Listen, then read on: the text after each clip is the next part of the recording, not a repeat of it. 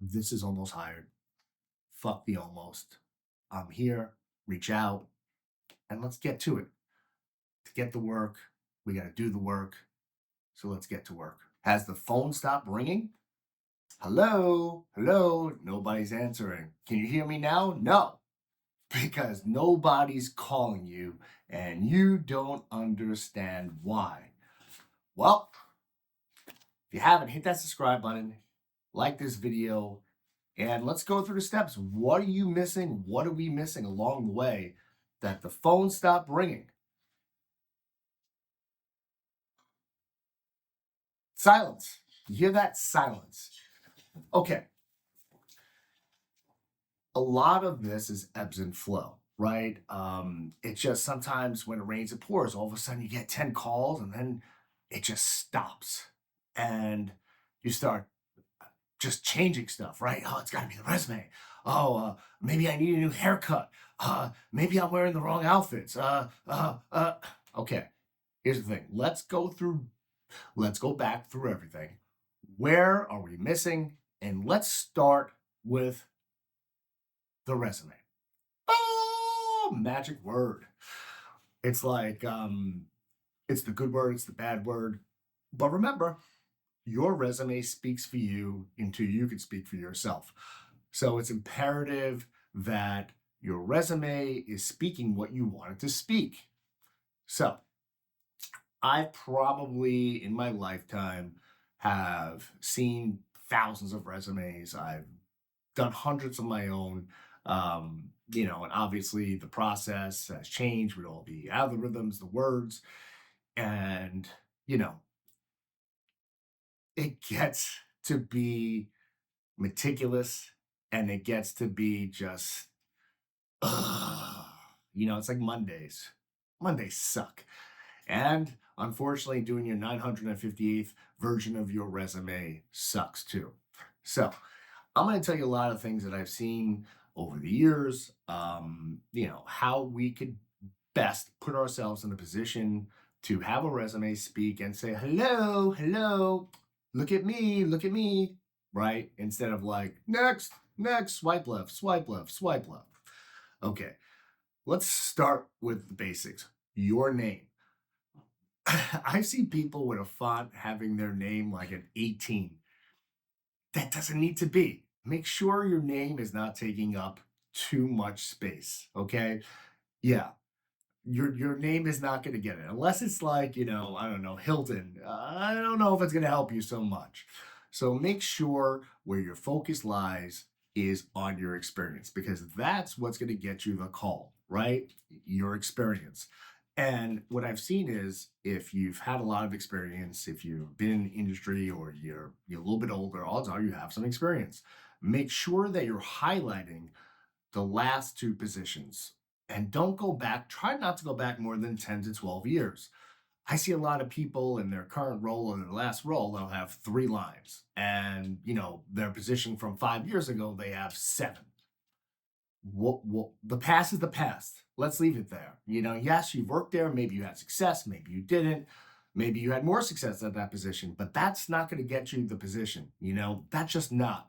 So make sure you're focused in on your last primary position, your last 2 positions. And if you've had multiple positions over the last 10 years, make sure that you're giving a reason why you left that particular role.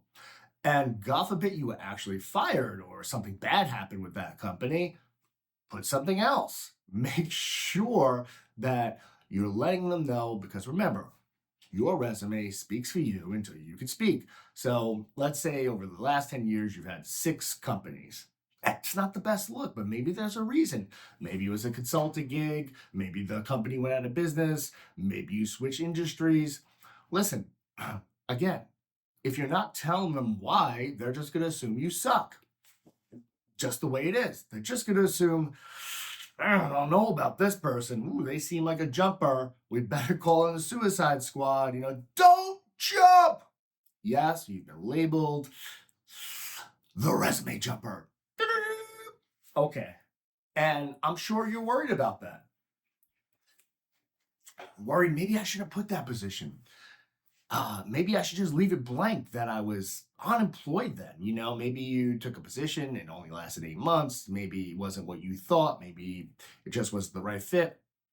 Here's the thing, you don't want to have any gaps in your resume, right? Even if you were unemployed, like I said in other videos, make sure you could reach out to somebody, you were consulting, give a reason why. Remember, you're selling yourself.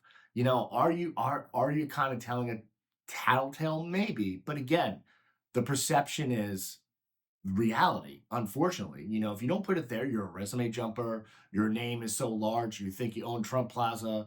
You're talking about the wrong year because we all like to talk about the good old days, right? Well, that's not going to help you get the role. So let's go back through our resume and make sure our resume has the right words. Use that chat GPT. Make sure that you are using the right keywords on LinkedIn, on your resume, that's going to help you stand out for the particular industry or category or position that you want. Make sure all these boxes are checked, right? Maybe along the way, some words have changed.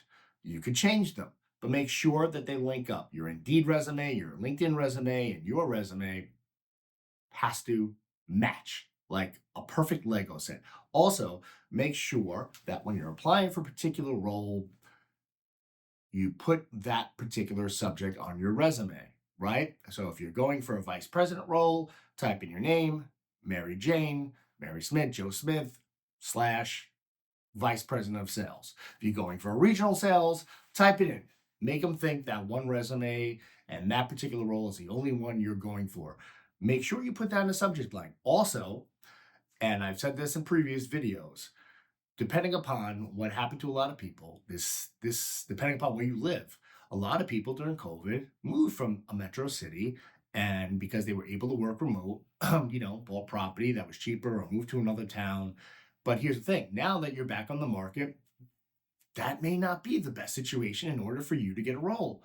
I particularly moved, and I found it to be really difficult for where I was, that I was getting overlooked, because that's the first thing they see. So make sure that you have um, a virtual or someone's address that you could use that's next to a metro airport that makes you a viable candidate because, again, all these boxes are checked before they even call you because your resume, your location, your picture on LinkedIn, all those are speaking for you and representing you until you could represent yourself. Before they ever call your voicemail and get that beautiful message that you left, all these things matter. So make sure that you have, depending upon the role, and make sure that it says that on LinkedIn, that you have a particular address that you could use if you happen to live in the woods. The woods may not be the best particular address if you're going for a position that requires travel, no matter what it is, right? I'll give you a perfect example. I was going for, this was probably not too long after COVID. I was going for a position that I was qualified for. I had literally hit it off with the hiring manager who I was going to be working with. We were already talking about a game plan. We were on Rocky 3, already. Like I had it. I was in. And she said, you just have to talk to the owner, but this is more like, and part of the position, which was remote, by the way. Okay. So I could have been living in the woods. Wouldn't matter. But part of it was that each quarter you had to spend a few days in the corporate office, which was in, I believe, outside of Philadelphia. I wasn't in Philadelphia anymore.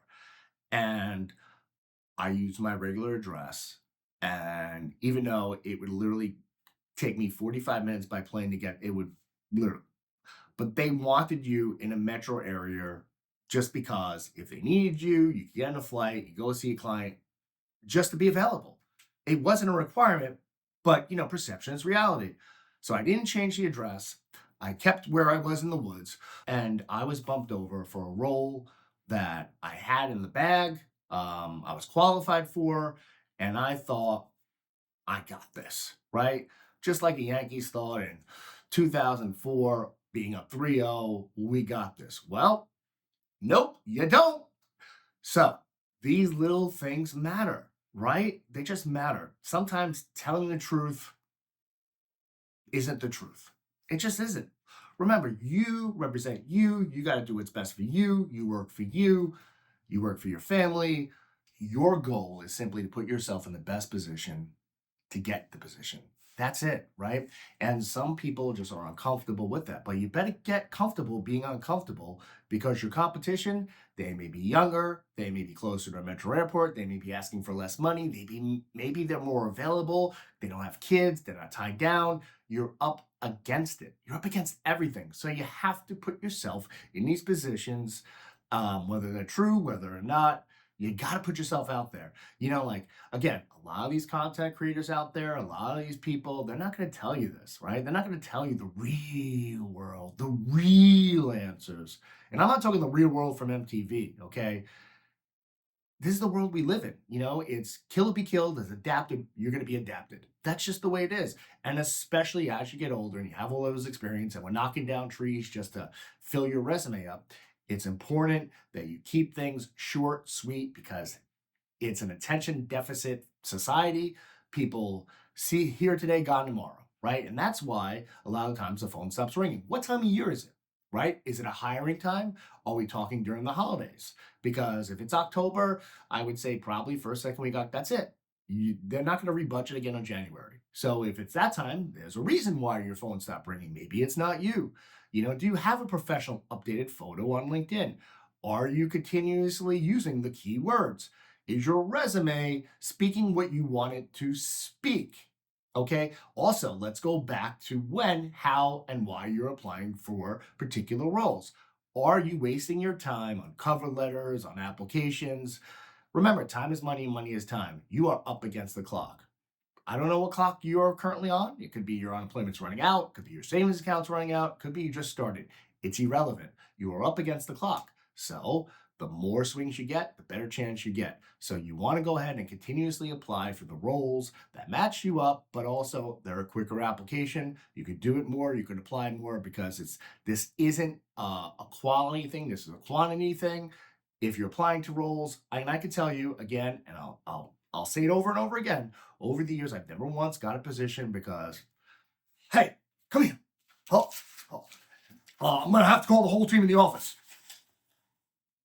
Guys, this cover letter, this is like the Declaration of Independence. I mean, I didn't even know who this person was, but Mary wrote a kick-ass cover letter, and I am going to rip up all the other resumes.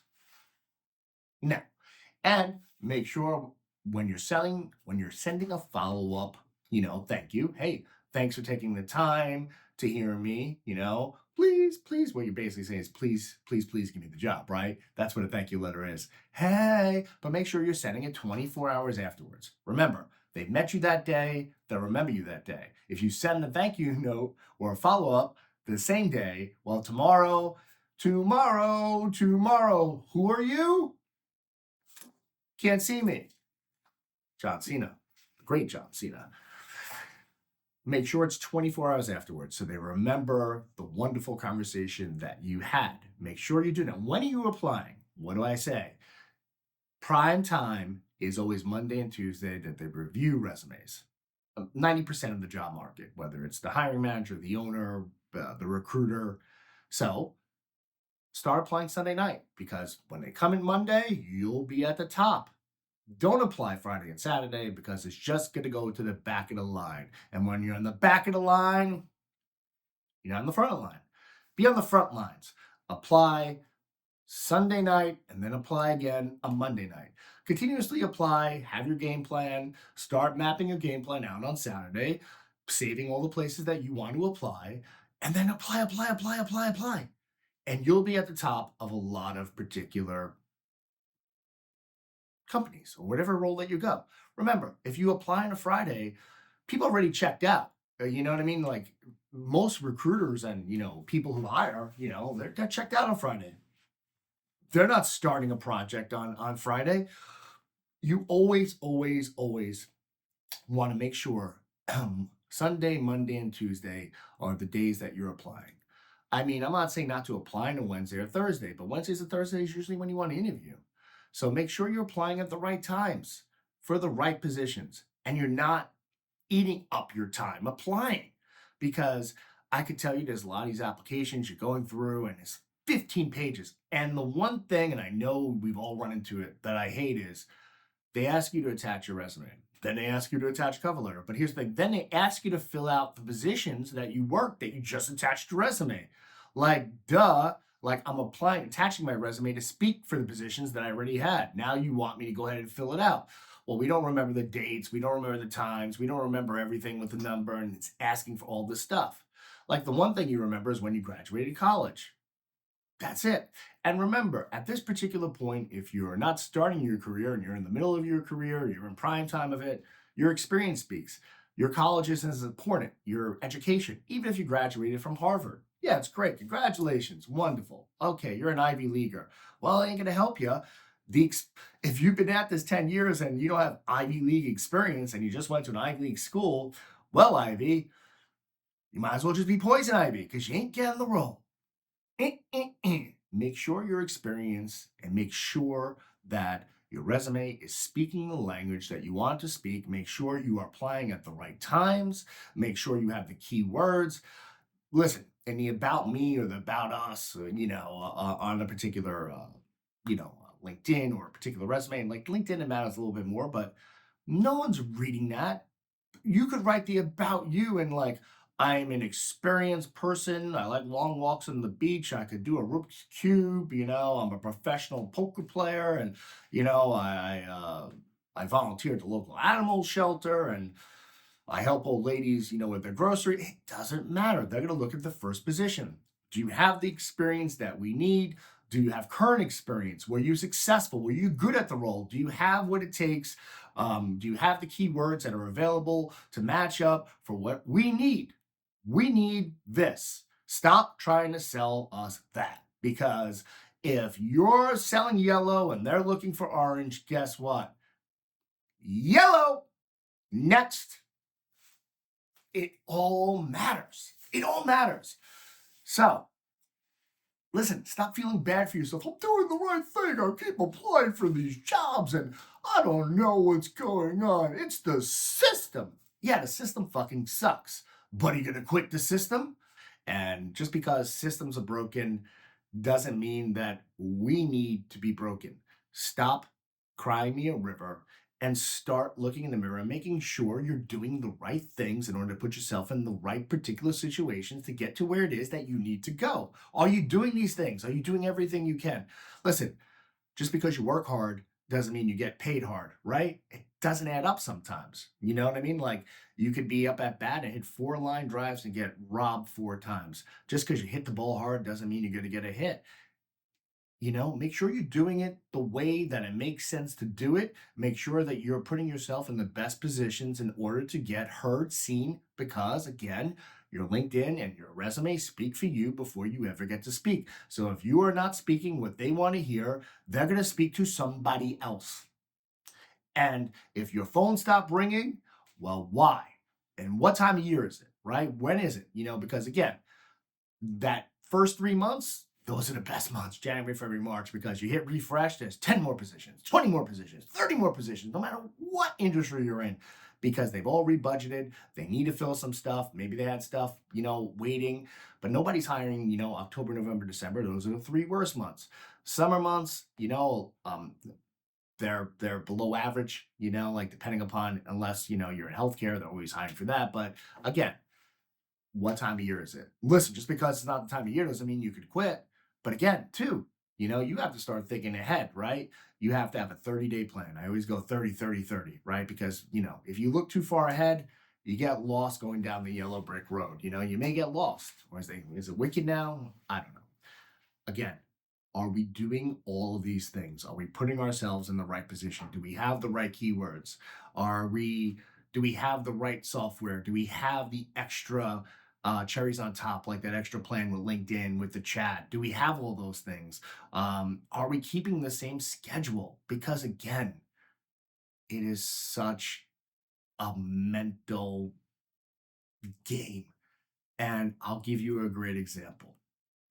I mean, this is extreme, but I mean, I'm not saying to do this particular way, but this is how one particular person handled being laid off. Um, they knew that if they told the world that they were laid off, for one, they would become driving Miss Daisy because no one's available anymore, right? Who's available? People don't even call each other anymore, right? And he knew that if he said he was available, people would start asking for rides and favors, and he'd wind up spending 90% of his time, being busy with the wrong things. And also, too, he knew that if he let the world know that he was unemployed, that that would make him less of a candidate. And it's always better to, play the mental game with yourself, having that same schedule. This particular person took it one step further.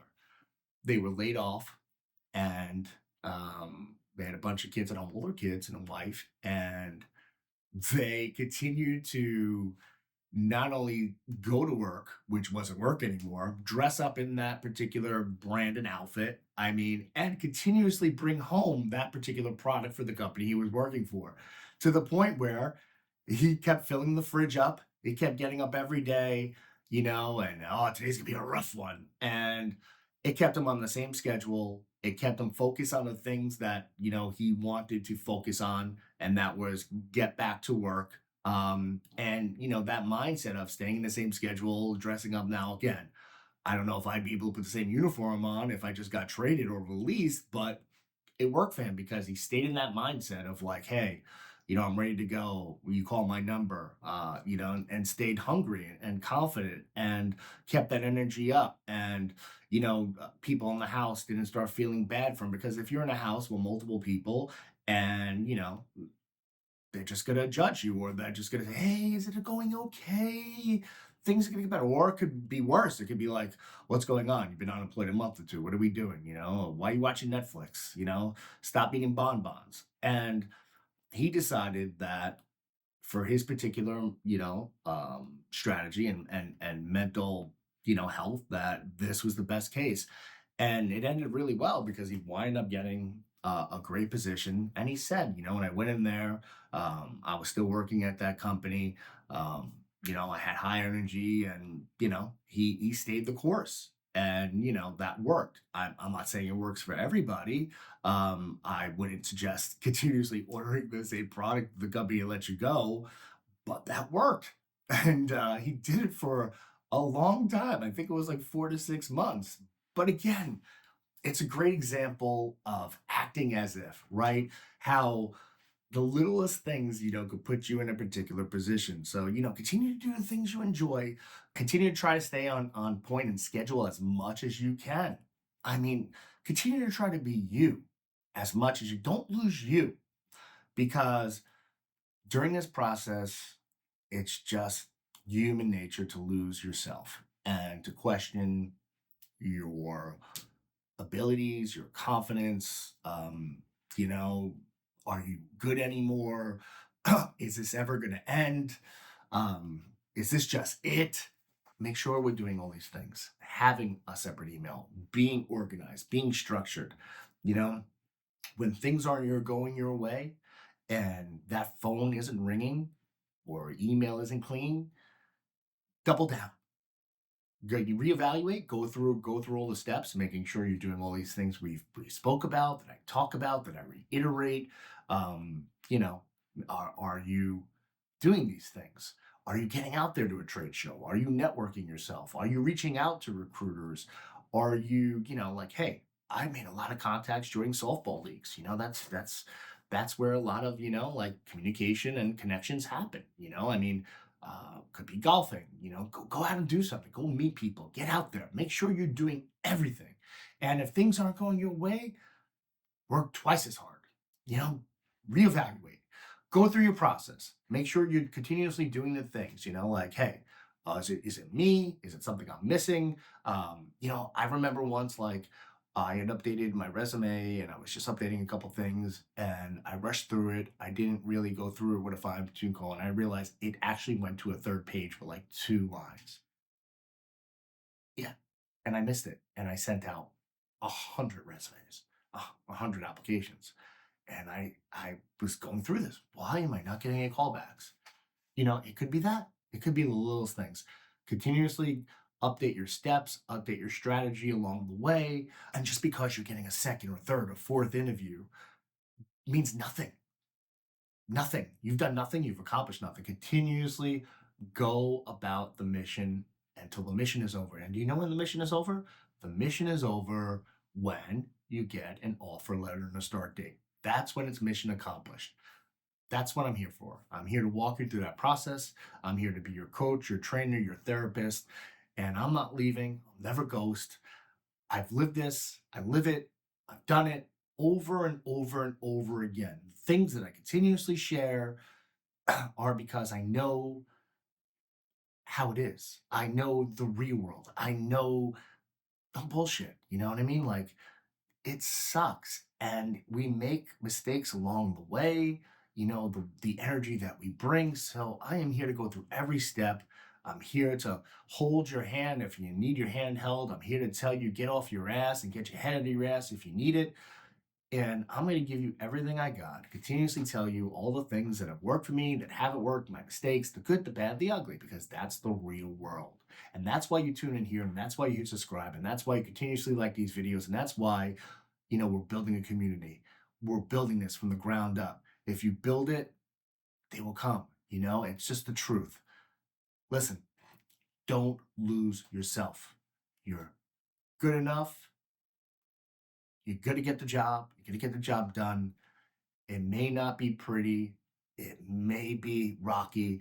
It may be a little stormy, but don't give up.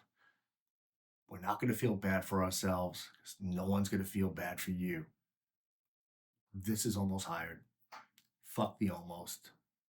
Have a great day. And remember, I'm here. Reach out and let's get to it. To get the work, we got to do the work. So let's get to work.